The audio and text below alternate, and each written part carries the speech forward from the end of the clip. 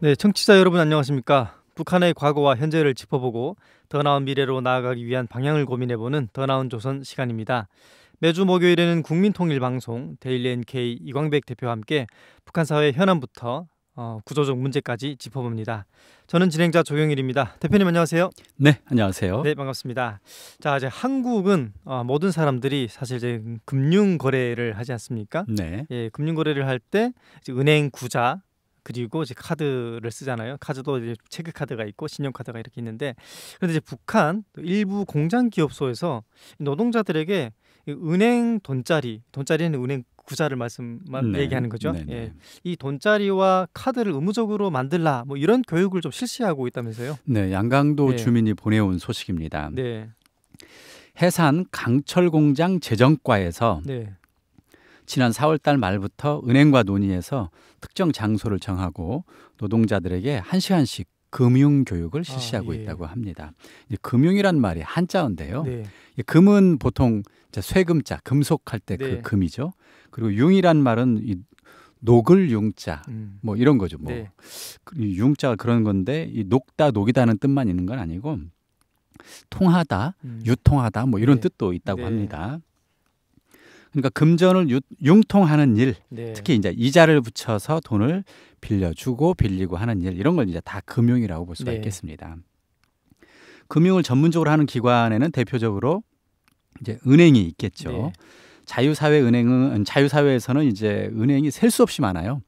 그런데 이제 북한의 경우에는 은행이 극히 적고 네. 공장이나 기업소 개인이 은행에서 자유롭게 돈을 빌리기도 이제 어렵죠. 그래서 뭐 은행 갈 일도 사실 별로 없을 것 같아요. 그렇죠. 네.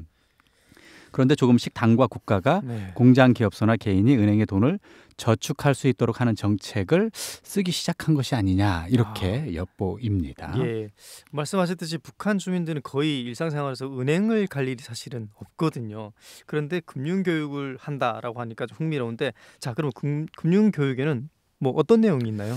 일단은 국가의 금융 통화 정책을 교육했다고 아, 그래요. 예. 지방은행의 활성화, 예, 그리고 금융 통화 정책의 정상화를 위한 국가 지방 발전 계획에 따른 것이다. 네. 이렇게 얘기를 했다는 거죠. 그래서 공장 노동자들의 은행 이용률을 높이는 것이 지방 경제 발전에서 굉장히 중요하다. 네. 이제 뭐 정확하게 이런 용어를 쓰지는 않았지만 내용은 이런 맥락으로 교육을 했다는 네. 겁니다.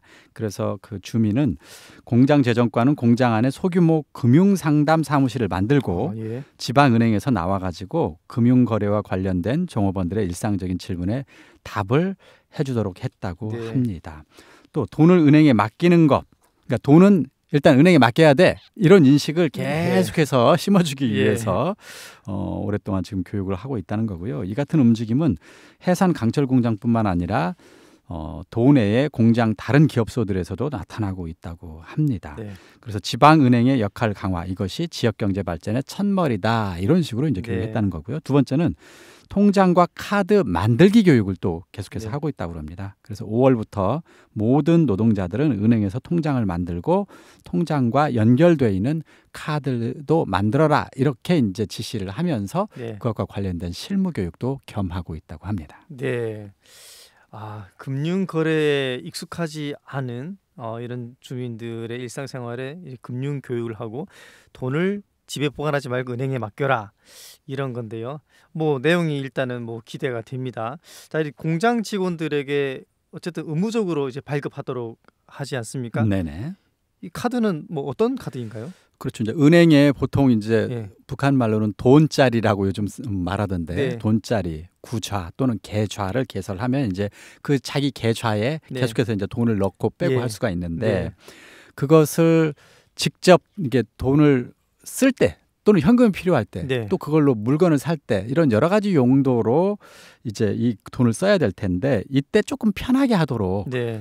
카드라는 것을 만들어 가지고 네. 돈을 넣고 빼거나 그걸로 물건을 사게 만들어 주는 것. 그래서 이제 카드 발급도 지금 같이 하도록 했다는 건데, 카드는 여러 종류가 있습니다. 네. 이제 보통 자유사회에서는 신용카드라는 것도 그렇죠. 있잖아요. 네. 그래서 내 통장에 돈이 예를 들어서 10,000원이 있어요. 근데 내가 물건을 30,000원짜리를 사야 되는 경우, 네. 이런 경우도 물건을 살 수가 있어요. 그렇죠. 자유사회에서는 이제 신용카드라고 하는 것을 가지고 일단 물건을 사놓고 네. 다음 달이나 그 다음 달쯤에 내가 돈이 생기면 이 은행에다가 뭐 2만 원, 3만 원을 다시 넣어 놓아도 되거든요. 그래서 자기 신용으로 거래하는 거죠. 네. 그렇죠. 그런 정도의 신뢰는 네. 은행이 믿어주는 거죠. 네. 그래서 돈이 통장에 계좌에 없어도 물건을 살 수 있게끔 이제 신용카드를 발급하는데 네. 아마 북한에서는 그런 신용카드까지는 아닌 것 같고요. 네. 카드에 돈이 있을 때 그 돈만큼 물건을 뭐 어쨌든 사고 팔 수 있는 이른바 네. 직불 카드, 예. 뭐 직접 지불하는 카드, 예. 뭐 이런 거 아니면 또는 현금을 넣고 뺄 수 있는 현금 네. 카드 이런 종류가 발급됐을 것으로 추정이 됩니다. 네, 이 직불 카드는 한국에서는 보통 이제 체크 카드로 많이 그러네요. 이제 영어로 예, 체크 영어로 카드라는 쓰죠. 말로 쓰기도 하네요. 네, 자, 근데 이렇게 노동자들에게 이렇게 금융 교육을 하고 또 이제 은행 돈자리와 카드를 만들게 하는데요. 뭐 이렇게 이야기만 듣고 보면은 북한도 금융 사회로 많이 전환하고 있는가 이렇게 볼 수도 있는데, 근데도 이제 뭐 돈을 은행에 맡기게 하도록 교육하고 이런 거 보면은 뭔가 의도가 있지 않을까라는 생각이 드는데요. 글쎄요, 뭐 우선은 지금 노동자 월급을 네, 그 동안에는 현금을 줬단 말이죠. 네, 최근에 이제 현금이 부족해져서 이제 돈표를 찍어서 예, 주고 있다고 하는 것으로 알려져 있는데 그렇게 일일이 현금을 주는 게 아니라 계좌를 통해서 그냥 현금 없이 주는 거죠. 네, 사실상 이제 계좌를 통해서 네. 주겠다는 의도가 엿보입니다. 그런데 이제 그 배경에는 금융 제도를 바꾸려는 게 아니냐 하는 네. 의도가 살짝 엿보입니다. 예. 왜냐하면 김정은 시대에 들어서면서부터 각종 금융 제도들이 조금씩 바뀌어 오고는 네. 있습니다. 예를 들어서 은행, 화폐, 지급 결제 제도 뭐 이런 것을 아우르는 게 이제 금융 제도라고 봐야 될 것 같은데 네. 이 사회주의 경제 방식에서 시장 경제 방식으로 아주 조금씩 바뀌어 왔거든요. 예를 들어서 기업 예금의 일종인 현금 계좌, 전자 결제 카드 이런 제도가 생기기 시작을 했습니다. 예전에는 공장 기업소에서 은행에 뭐 무슨 현금 계좌를 튼다거나 결제 그렇죠. 카드를 만든다거나 이런 게 별로 큰 의미가 없었던 것으로 네. 알고 있습니다. 그런데 이제 이런 것들을 도입하기 시작을 하더니 신설된 이런 계좌를 통해서 최근에는 현금도 기업소에서 뽑을 수 있도록 네. 이런 것까지 해주고 있거든요. 그래서 이런 걸 굳이 사회주의 경제에서는 과거에 뭐 하지도 않았고 할 필요도 없는데 그렇죠. 예. 이런 걸 왜 하는 걸까 이유는 알 수 없지만 어쨌든 그런 것을 조금씩 실행하고 있다는 것이 지금 중요한 변화입니다. 그리고 이것이 단순히 공장기업소뿐만 아니라 이제는 주민들에게도 이런 은행 어떻게 보면 봉사죠. 은행 네. 서비스를 이용할 수 있도록 계좌도 만들고 카드도 지금 만들어 주겠다는 것이죠. 그러니까 그런 어떤 거래 금융 거래 것들을 공장기업소뿐만 아니라 개인에게도 확대하려는 그런 조치로 보입니다. 어쨌든 이번 교육에는 통장과 카드 만들기 이제 국가 지시에 따른 의무 사항이라고 네. 이렇게 교육 내용을 지금 하고 있는 걸 보면 이 제도를 앞으로 좀 더 확산할 그런 가능성도 높아 보입니다. 네, 그렇군요. 자, 이제 일부 주민들은 이 손전화기를 또 이용해서 물건을 뭐 사고 팔고 이렇게 한다는 그런 보도도 좀 있었는데요. 뭐 한국에서는 이게 사실 일상이지 않습니까? 네네. 근데 이제 현재 뭐 은행이나 손전화를 이용한 이 금융 활동, 북한에서는 이게 어느 정도나 좀 이용이 되고 있나요? 2020년 10월에 예. 손전화로 물건을 사고 그 가격을 지불할 수 있는 이른바 전자결제 프로그램 네. 울림 2.0이라는 것이 나왔습니다. 네. 이제 그 전에 원래 울림 1.0이라는 것이 있었는데 네. 기능을 개선해서 나왔던 것이죠. 기존 울림 1.0에서는 국가 중앙기관 이상의 현금 카드만 가입이 가능했었습니다. 네. 그러니까 그 카드가 있어야 이 프로그램을 사용할 수 그렇군요. 네. 프로그램을 가지고 물건을 가격을 지불할 네. 수 있었는데 이번 2.0이 나오면서 지방 무역 카드도 가능하게 네. 됐습니다. 이제 그걸 이용해서 물건을 사고 팔 수 있게 된 것이죠. 그리고 옛날 버전에서는 전성 카드, 나래 카드 이런 정도만 또 사용이 가능했는데 그 뒤에 2.0이 나오면서 고려 카드, 금길 카드, 선봉 카드 한 20여 종의 카드로도 이런 결제를 이용할 수 있게 되는 좀 더 편리하게 결제할 수 있는 이런 프로그램이었던 것이죠. 네. 자, 근데 이제 문제는 이 울림 프로그램을 사용하는 사람들은 당시에 평양에 있는 간부들, 소수 지방에 있는 간부들, 네. 돈주들, 또는 무역하는 사람들, 또 네. 일부 소규모 돈 됐고 환전상들 네. 이런 사람들만 주로 사용을 했고 예. 이용하는 은행을 이용하는 사람조차도 뭐 거의 없었던 이런 예, 상황이었던 거예요. 그런데 이제 이번에 노동자들의 월급을 은행을 통해서 지급하는 공장 기업소들이 이제 만약에 늘어난다면 네. 이제 그런 걸 이용하는 사람도 더 늘어나겠죠. 그러나 네. 이제 현재까지는 사실 전선 카드 정도 이용해 가지고 송금을 하는 사람들은 최근에 은행이나 최신소를 이용해서 송금하는 사람들은 네. 조금 있다고 합니다. 예. 그런데 전자결제를 이용하는 사람은 현재까지는 거의 없는 그런 상황이죠. 네. 전자카드를 쓸 만큼의 조건이 되려면은 일단은 뭐 소비 활동을 할 수 있는 충분한 돈 자금도 있어야 되는 조건이니까. 그러겠죠. 네. 또 그렇게 잘 사는 사람도 많지 않을 테니까 그럴 것 같습니다. 이제 주민들이 은행을 좀 이용할 수 있게 하겠다. 이게 이제 정부의 의도인데요. 북한 주민이 은행을 좀 활발하게 이용하려면 좀 개선돼야 할 문제들이 좀 많을 텐데요. 어떤 것들이 있을까요? 사실 뭐 개인과 기업소가 은행의 필요성을 예. 느끼지 못하는 것 이게 예. 사실은 가장 큰 문제겠죠. 예, 근데 그쵸? 그럴 수밖에 없었어요. 북한이 그동안 해왔던 사회주의 네. 경제에서 뭐 은행이나 개인이 예. 돈을 빌리고 받고 뭐 이런 게 무슨 큰 의미가 있었겠어요. 네. 그래서 그거 자체가 크게 쓸모가 없었다고 봐야 될 것 네. 같아요. 근데 이제 장마당이 생기고 돈을 버는 사람들이 늘어나면서 이 돈을 관리하고 또 네. 물건을 사고 파는 일 자체, 그러니까 거래 자체가 활발하게 일어나다 보니까 이것과 관련된 제도가 아마 필요했을 네. 것으로 보입니다. 그러다 보니까 금융제도 정책도 조금씩 변화가 일어나는 것 같은데 네. 이것이 좀 더 활발해지고 북한 주민들이 돈을 좀 더 잘 관리하고 또 거래를 좀 더 편리하게 하기 위해서 아주 큰 장벽이 두 가지가 있습니다. 네. 첫 번째, 돈이 필요한 기업과 개인에게 돈을 편리하게 빌려주고 받는 일 네. 이걸 은행이 제대로 해야 돼요. 그렇죠. 근데 지금 은행이 개인이나 기업이 필요하다면 돈을 빌려줍니까? 거의 빌려주지 않고 네. 있죠. 이 기능 자체가 없다시피 네. 해요. 과연 이것을 은행이 제대로 할 수 있을 것이냐. 네. 이게 되지 않으면 어떤 문제가 있느냐.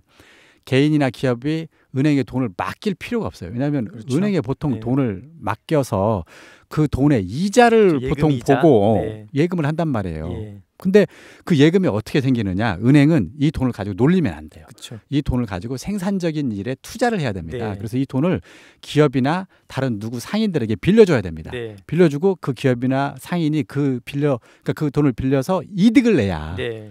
그 은행에 돈을 갚을 때 돈을 조금 더 붙여 갚을 수가 있고 그렇죠. 예. 그렇게 받은 그 이득을 가지고 예금을 한 사람들 그 네. 돈 원래 저축해 가지고 그 기업소라든가 상인들이 쓸 수 있게 만들어준 네. 그 사람들한테 이자로 돌려줄 수 있는 네. 이런 게 가능해지거든요. 네. 근데 예금을 과연 할 때 이자를 주려면 그 돈을 활발하게 예. 기업이나 아니면 상인들에게 빌려주는 대출을 해줘야 됩니다. 이거 대출이라고 그래요. 네. 그런 걸 은행이 못하면 아무 의미가 없습니다. 맞습니다. 네. 자, 두 번째. 기업이나 개인이 자신이 가진 돈을 은행에 맡기고 그 돈을 다른 기업이나 개인 국가가 빌려 그것을 종잣돈으로 수익을 내면 그 가운데 일부를 이제 은행에 돈을 맡긴 기업이나 개인에게 이자로 돌려주게 되는데 이런 식으로 돈을 불려주는 일 이게 은행이 할 일이란 말이에요. 네. 자, 근데 문제는 그 돈을 제대로 돌려받을 수 있을까?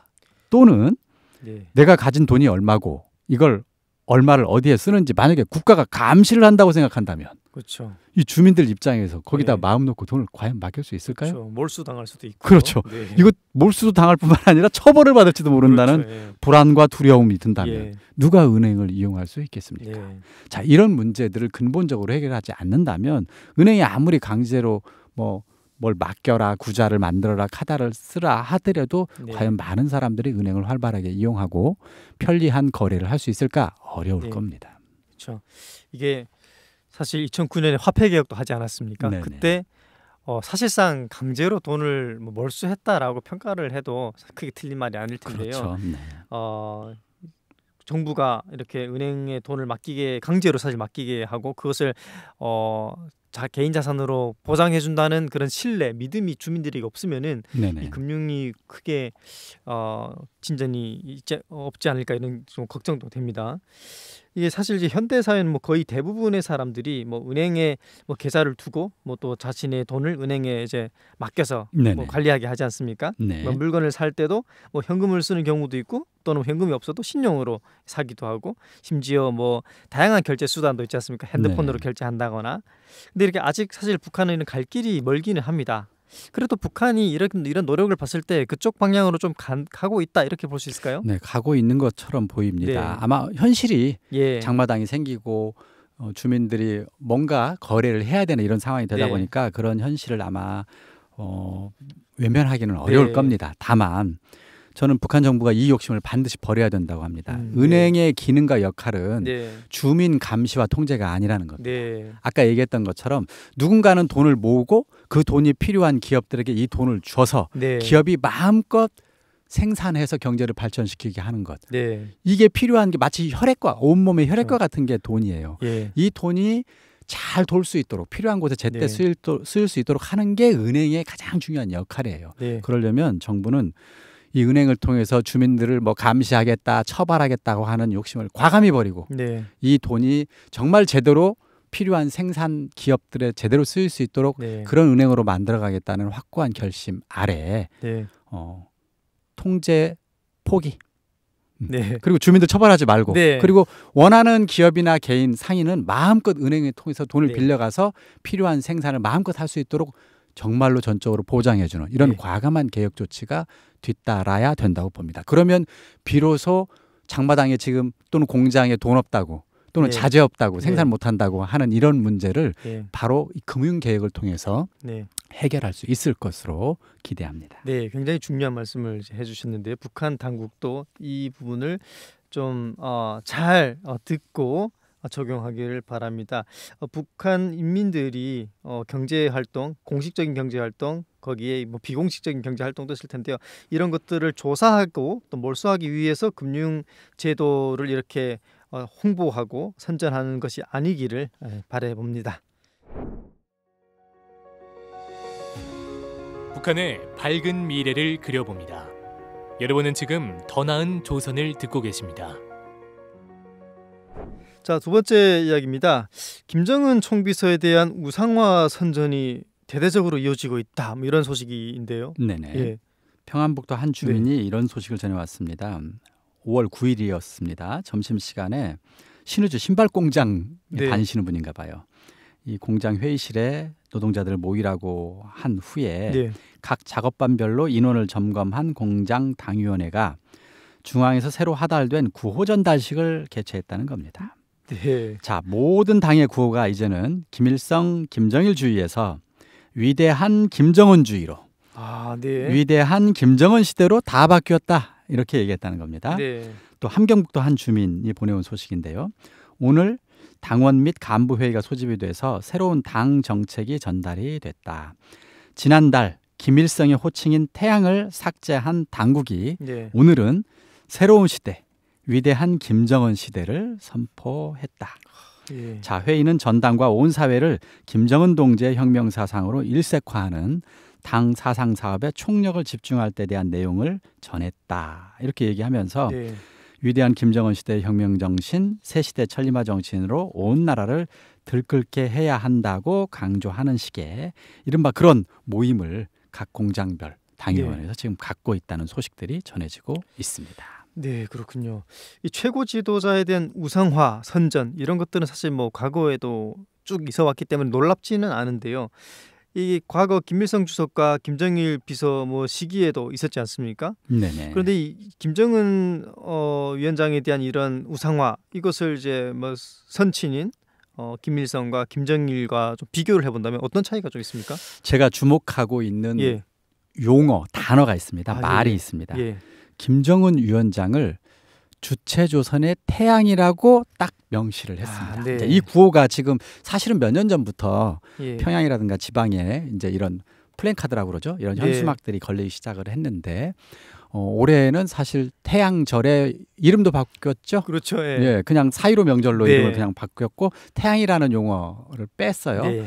그동안 태양 하면 사실은 김일성. 영원한 수령 김일성이 태양이죠. 예. 자, 근데 그 태양의 그 말을 이제 누가 가져왔어요? 김정은 위원장이 가져왔습니다. 네. 자, 이제 인민들한테 한번 이렇게 묻고 싶어요. 네. 주체조선의 태양이 누군가요? 네. 물어보면 누구라고 답했을까요? 그동안에는? 수령님이라 했겠죠. 그렇죠. 김일성, 위대한 김일성 수령님이었을 예. 텐데 지금은 이제 뭐라고 답을 해야 되죠? 뭔가요? 그렇죠. 김정은? 김정은 총비서라고 답을 해야 되는 그렇군요. 상황이 된 거죠. 네. 그래서 김정은 시대로 바뀐 거예요. 예. 자, 북한에서 예. 가장 최고의 높이에 쓸 수 있는 용어, 예. 가장 위대한 지도자에게 쓸 수 있는 용어는 아마 태양일 겁니다. 그렇죠. 자, 근데 그 태양의 지위를 이제 김일성에서 김정일로 바꿨습니다. 네. 자, 김일성 시대에는 본인이 스스로를 태양이라고 말하지는 않았어요. 그렇죠. 예. 자, 이 김정일 위원장이 후계자로 지명이 되면서 아버지 김일성 우상화에 앞장서는 그런 모양새를 취했다는 겁니다. 네. 그러니까 김일성이 스스로 나서서 자기를 태양이라고 말하고 네. 태양이라고 강조하지는 않잖아요. 그렇죠. 왜냐하면 예. 우리는 동방예의지국이고 네. 겸손을 강조하는 나라인데 예. 최고 지도자가 스스로 나서서 내가 태양이야 이렇게 말할 수는 없었을 예, 거예요. 예. 그래서 그걸 아들이 해줬는데 후계자 김정일이 지금은 후계자도 또렷이 안 정해진 상황. 김정은이 스스로 지금 최고 지도자 지위에 있는 상황인데 그 다음 후계자가 그 작업을 하는 게 아니고 네. 본인 시대에 본인이 지금 스스로를 태양이라고 하고 있는 상황. 아, 네. 이게 김일성 시대하고는 좀 차이가 나요. 예, 이거 그렇군요. 동방예의지국이 맞나요? 네. 겸손을 미덕으로 하는 시대 그 나라의 반대로 최고 지도자가 맞나요? 예. 자, 어쨌든 김일성 주석에게 부여했던 태양이라는 단어를 빼앗아서 김정은 위원장이 자신에게 스스로 쓰고 있는 재미있는 상황이 됐고요. 이것 네. 때문에 지금 주민들 사이에서는 태양은 김일성이었는데 이제 그 이미지를 네. 지우고 김정은이 태양이 돼야 되잖아요. 네. 이런 상황 때문에 크고 작은 소동들이 나타나고 있다는 소식입니다. 네. 아, 그렇군요. 네네. 아, 이게 역사도 거슬러 올라가는 것 같은데요. 우리가 뭐 조선시대 왕에 대한 뭐 칭호를 줄 때도 사후에 우리가 주지 않았습니까? 심지어 김일성 아무리 독재를 했다고 해도 김일성, 김정은도 사후에 이렇게 줬는데 김정은은 자기가 통치를 하면서 이렇게 자기 우상화를 하고 있다니까 굉장히 뻔뻔하다 이런 생각이 좀 드네요. 네, 자 이제 뭐 주민들이 어쨌든 여러 가지 소동들이 나타나기 시작했다라고 하는데 헷갈릴 것 같아요. 뭐 어떤 소동들이 좀 있습니까? 올해 3월에 네. 중국 동북 지방에 파견됐던 무역 부분의 한 일꾼이 이제 전해온 사연이에요. 예. 어떤 사연이냐면 김정은의 지방 발전 정책을 놓고 최근 우리 젊은 간부들과 지식인들 속에서 김일성 시대를 돌이켜보자는 움직임이 높아지고 있다는 거예요. 아, 그렇군요. 그러고 있는 예. 상황에 근데 이게 처음에 이게 그냥 일반 간부들이 한 게 아니고 네. 처음에 중앙당 선전선동부에서 예. 지방 경제가 흥성했던 1980년대 초의 경험을 되살려보자. 네네. 그래서 우리도 이제 지방 발전을 좀 잘 네. 한번 해보자 이런 의도로 이제 원래는 얘기를 했었다는 네. 거예요. 그런데 어느 선전선동부의 뭐 부원 하나가 이렇게 슬쩍 얘기를 했다는 거예요. 김일성 시대를 이제 슬쩍 얘기를 하면서 네. 1970년대 초반까지 예. 또 80년대 초반까지 그러니까 70년대 초부터 80년대 초반까지 지방 경제가 막 흥했는데 예. 원인이 뭐였느냐? 동해 바다에서 명태를 무진장하게 펴낼 수 있었기 때문이다. 예. 그러면서 은근히 김일성이 정치를 꼭 뭐 잘했다기보다는 명태 때문이다 이렇게 이제 얘기를 은근히 했다는 아이고, 거예요. 돌려가기 뭐 이런 거네요. 근데 이제 난처했을 것 같긴 합니다. 예를 예. 들어서 김일성이 정치를 잘했기 때문이다 이렇게 말아 옛날 같으면 그렇게 말할 수 그렇겠죠. 있었을 텐데 태양이 지금 김일성에서 김정은으로 가고 있는 시대에는 이렇게 딱 대놓고 말하기가 애매하니까 어쨌든 명태를 강조한 거죠. 아, 네네. 김일성의 주석이 정치를 잘했기 때문이 아니라 명태가 많이 났기 때문이라고 이제 예. 지금 말한 셈이 됐는데 예. 상황이 약간 복잡해지고 혼란스럽잖아요. 네. 중앙에서 그래서 급히 파견된 선전선동부 간부들이 다시 나와가지고 네. 기관장 회의에 나와서 그런 강연을 했던 것은 예. 좋은 경험을 살리자는 목적이지 네. 지나간 시대를 평가하자는 것은 또 아니다라면서 일종의 해명 강연 비슷한 어허. 것을 또 덧붙여요. 예. 지금 상황이 복잡해지다 보니까 네. 주체 조선의 태양 자리를 놓고 김일성과 김정은이 경쟁하다 보니까 인민들과 간부들 사이에서 지금 옛날 평가할 때 김일성을 높이 평가해야 될지 아니면 낮게 평가해야 될지 등등등 뭔가 좀 약간 예. 복잡하고 혼란스러운 상황이 음. 연출되고 있는 상황이 아닌가 아, 그렇군요. 이렇게 눈에 띕니다. 네. 네. 그동안 뭐 북한 인민들은 김일성 뭐 수령의 업적을 거의 뭐 무의식적으로 세뇌받듯이 평가를 당연하죠. 받아왔는데 마음껏 높이 평가해도 그렇죠. 괜찮았잖아요. 근데 지금에 와서 갑자기 지금은 그렇게 근데 마음껏 네. 높이 평가하기에는 뭔가 조금 애매하고요. 애매하죠. 그렇군요.